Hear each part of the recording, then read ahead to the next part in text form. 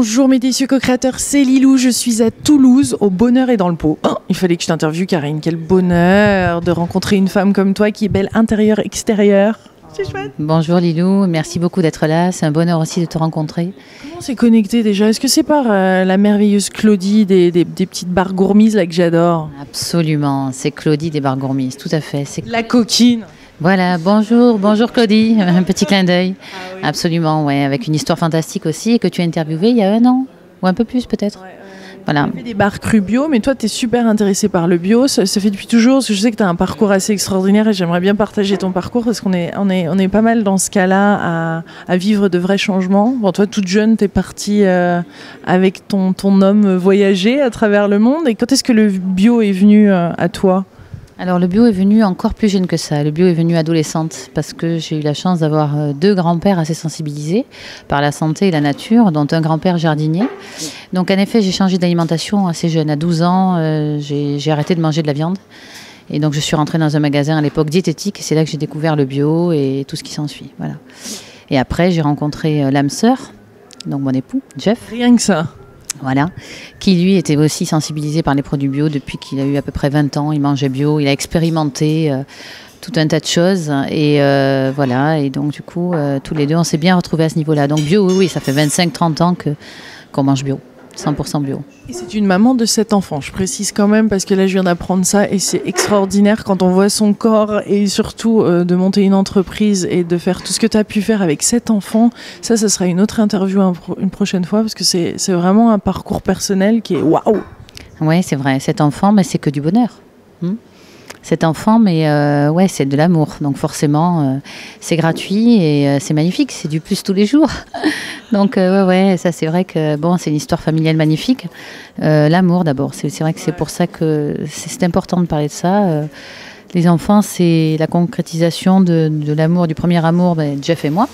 Ça, c'est la première chose. Et puis ensuite, voilà, c'est du bonheur au quotidien. Et voilà, élevé aussi, bien sûr, avec une alimentation bio et une richesse d'esprit, des voyages. Voilà. On a un parcours, en effet, un peu atypique, c'est vrai.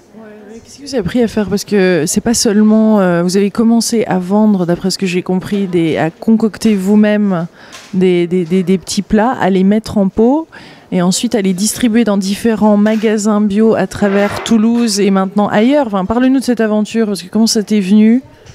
Mais en fait, c'est assez simple. On a beaucoup voyagé. On a voyagé énormément en famille, Jeff et les enfants et les aînés.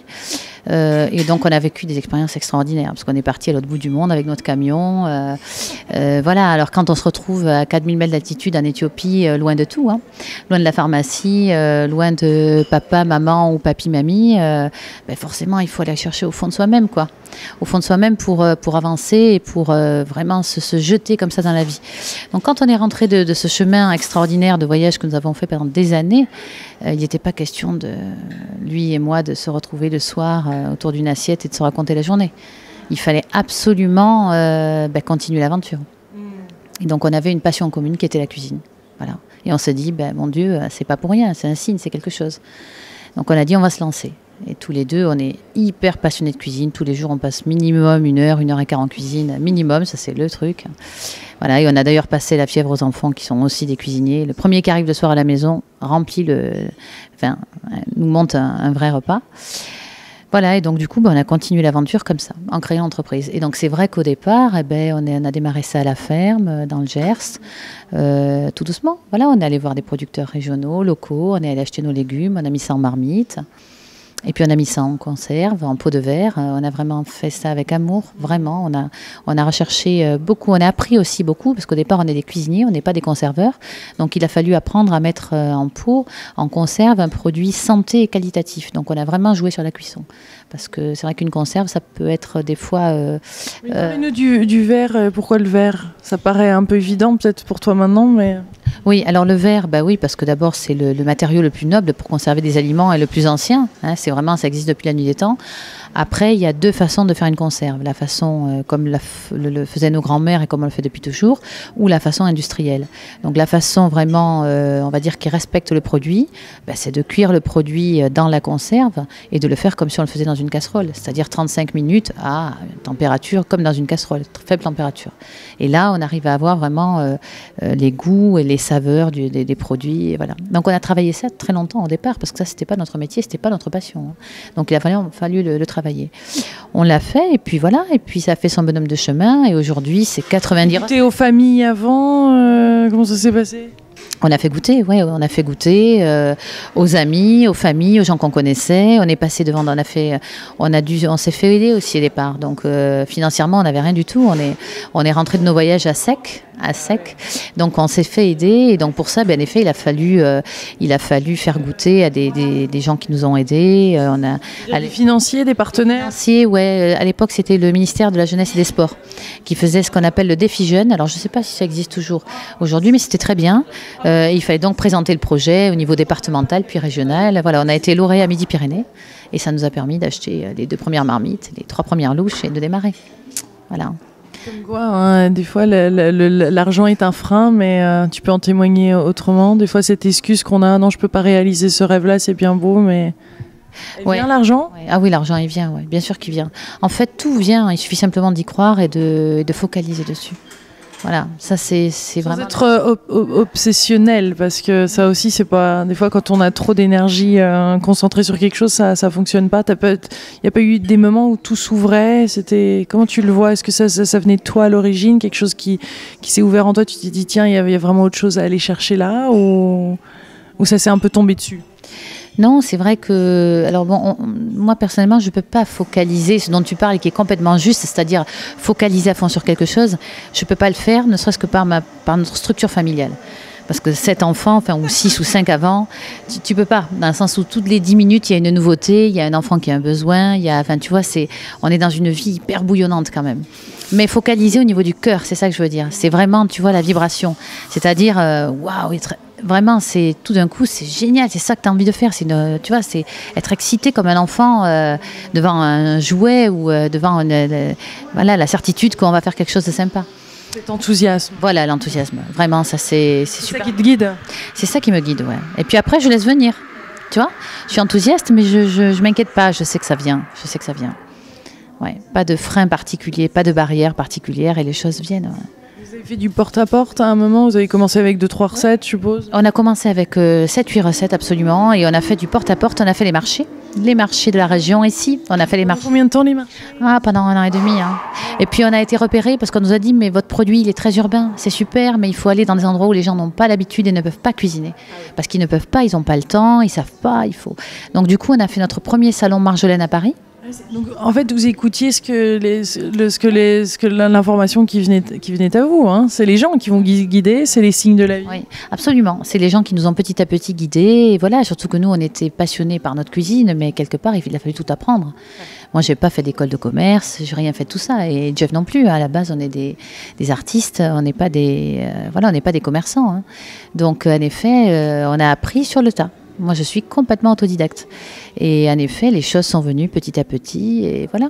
Et c'est une vraie Toulousaine, hein, tu es née ici ? Oui, je suis née à Toulouse, absolument. Peut-être pas l'accent, mais c'est une Toulousaine. Une vraie Toulousaine, oui. Ouais. Alors, ensuite, donc là, le porte-à-porte, les gens commencent les salons. Et après, parce que les magasins bio commençaient à exister à ce moment-là ?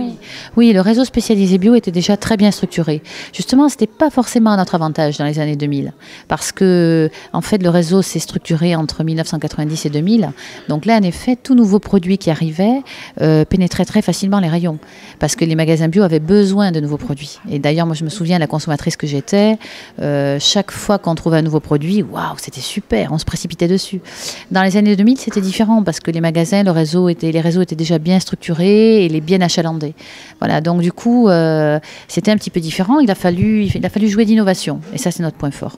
Aujourd'hui, on a 90 recettes, on a toujours été dans l'innovation, dans la créativité au niveau des recettes. Nos voyages, je pense que la combinaison des voyages d'un côté et la passion de l'autre, ça se retrouve dans le bocal. Voilà. Et ça, aujourd'hui, on cuisine un fondant de patates douces et ricotta, on cuisine une cocotte de tofu à la mangue, une soupe thaï, un petit salé vegan. Voilà, tout un tas de recettes qu'on ne retrouvera pas ailleurs.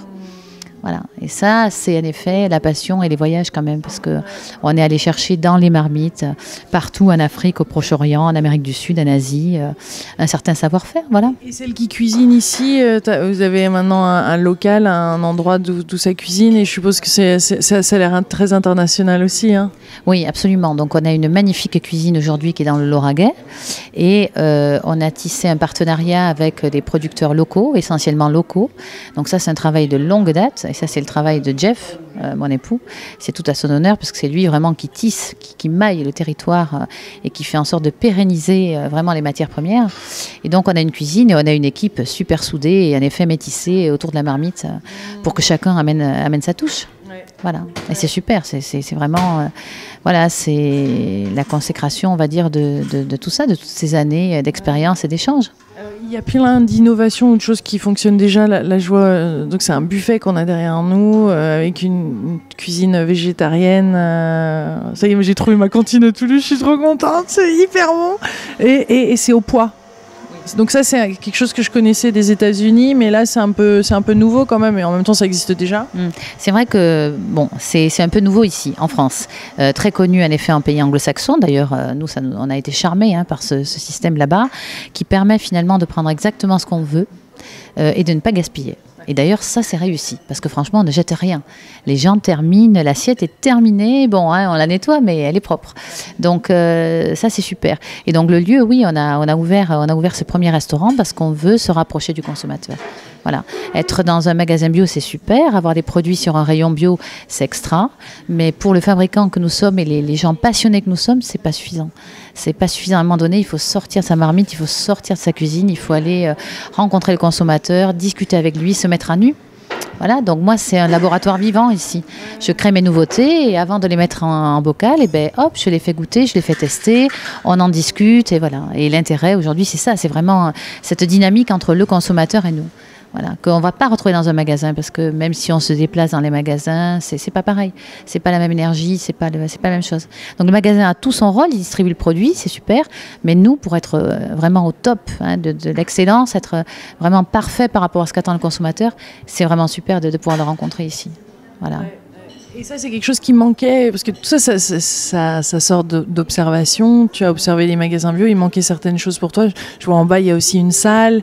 Il y a pas mal de choses que tu as ajoutées à une formule qui te plaisait pas trop, qui était proposée. Non, mais c'est ça aussi, c'est l'opportunité pour tous. Là, on parle de ton parcours, mais c'est chacun dans nos vies, et on a des petits trucs qui nous dérangent. Allons-y, créons-les. C'est ça. Ouais, c'est vrai que ce qui me manquait un petit peu dans le magasin bio, c'est le fait de créer du lien et le fait, en effet, de pouvoir communiquer avec les gens. Voilà, moi, je suis consommatrice de produits bio, je vais tous les jours en magasin bio. C'est et l'endroit où je m'achalande, où je remplis mon frigo et mes placards, et l'endroit aussi que je livre, puisque quelque part je suis le fabricant. Donc j'ai les deux facettes. C'est vrai que créer en effet ce lieu ici, aujourd'hui on y donne des cours de yoga, on peut venir y faire des cours de couture, apprendre la couture, on peut venir s'enseigner quant à l'allaitement, comment allaiter ses bébés, on peut venir échanger tout simplement sur divers sujets et variés autour de la santé, du bien-être, on peut y rencontrer Lilou. Voilà. Aujourd'hui il y a Lilou, c'est génial, c'est super, c'est un cadeau là qui tombe du ciel, c'est super. On peut faire et ça c'est super. Voilà, c'est vraiment génial parce que pour nous c'est la créativité et c'est ça. Je veux dire, on n'est pas des oiseaux en cage. On a voyagé, on a fait le tour du monde, on continue aujourd'hui avec nos enfants et on a vraiment besoin. On n'est pas un simple fabricant qui va achalander un réseau spécialisé ou un rayon. On va vraiment partager avec les gens, et créer un lieu. Et ce lieu marche très bien et on a envie de faire des petits. Voilà, on aimerait le franchiser et on pense que ça répond quand même vraiment à une demande aujourd'hui. Je veux dire, des burgers, des McDo, il y en a partout, ça court les rues. Le réseau de distribution bio en termes de distribution est très bien structuré et bravo d'ailleurs aux magasins qui ont fait un super boulot. Maintenant, manger bio, c'est plus difficile. On mange bio à Paris, il y a des endroits magnifiques. Je pense à plusieurs endroits, dont Adam et Ève, qui est une... Je fais un petit clin d'œil parce que c'est un très bel endroit que je vous invite à découvrir, qui est au Halles, où on peut manger bio. Mais après, c'est vrai qu'en province, c'est difficile. Il y a quelques endroits, à Toulouse, on est quelques-uns, on est 4-5 à faire des bons produits, super chouettes. Mais ceci dit, c'est pas assez. C'est pas assez. On a l'impression tout de suite, dès que c'est bio, c'est cher. Voilà, quand c'est bio, c'est cher, c'est sectaire, pas du tout, pas du tout. Donc nous, ici, on paye au poids, on consomme l'assiette de son choix, on peut avoir un bol de soupe pour 3,50 €, on peut manger pour 8 €, pour 10 €, on peut manger pour 30 € si on veut, on fait ce qu'on veut. C'est en fonction de son portefeuille, de sa fin du moment. Voilà, puis c'est consommer autrement. Manger bio, c'est consommer autrement. Et c'est une façon de voir la chose, ouais, c'est ça. C'est la vie entière qui se transforme aussi. Oui, complètement. C'est important pour les générations futures. C'est important pour l'eau, c'est important pour les nappes phréatiques. Nous, on a vu des choses, c'est triste ici de voir comment ça se passe au niveau national, mais quand on se retrouve en Afrique ou dans des endroits soi-disant perdus et paumés, comme on a pu les voir, qui sont magnifiques, qui sont grandioses. Enfin, je veux dire, en termes de paysage, on est subjugué. Et on ne peut pas manger une courgette ou un légume parce qu'il a été super traité. Et qu'en fait, on a donné des engrais aux Africains ou ailleurs sans leur donner la notice. Et qu'ils en ont tellement mis qu'au final, la courgette, elle n'est même plus mangeable. Donc là, on n'est même pas sur de la pollution. On va se salir. On peut même pas manger la soupe, quoi. Voilà. Donc ça, je pense quand même que, ouais, il faut une prise de conscience aujourd'hui. Elle y est, il y a, voilà, nous, c'est vraiment important. Voilà, manger bio, c'est pas juste bobo comme certains le disent, ou alors ça sert à rien de manger bio parce que tout est pollué. Non, c'est pas ça. C'est quand même une véritable démarche. C'est faire en sorte que la terre soit fertile. C'est penser à tout ça. C'est penser à demain. C'est le respect. Voilà, c'est le respect de cette terre qui nous donne tout. Et voilà. Donc elle est capable de tout nous donner. Donc finalement, faisons-lui confiance. Et puis voilà. Moi, c'est la confiance. Hein, c'est un thème, ça aussi. Merveilleux. Merci, Karine. En tout cas, j'étais ravie de cette rencontre. C'est délicieux. Ouais, merci à toi. Merci à toi. Moi aussi, je suis ravie. Et à très bientôt. Oui. Ouais. Je vais venir te voir plusieurs fois. Je pense dans la région. Là, tu vas descendre bientôt. Ouais. Voilà. Ouais. Et Claudie, écoute, on t'embrasse de nouveau. Hein. On t'adore, et tous les Toulousains, et les délicieux co-créateurs qui regardent, peut-être même de la Martinique. Absolument, oui, la Martinique, oui, mais mes origines aussi en Martinique. Voilà, donc la bise à tous, c'est une grosse bise à Claudie, on pense très fort à toi ce soir. Et Guillaume aussi, quand même, faut pas l'oublier. Gros bisous à vous, et plein de délicieuses co-créations, à très très bientôt, au revoir.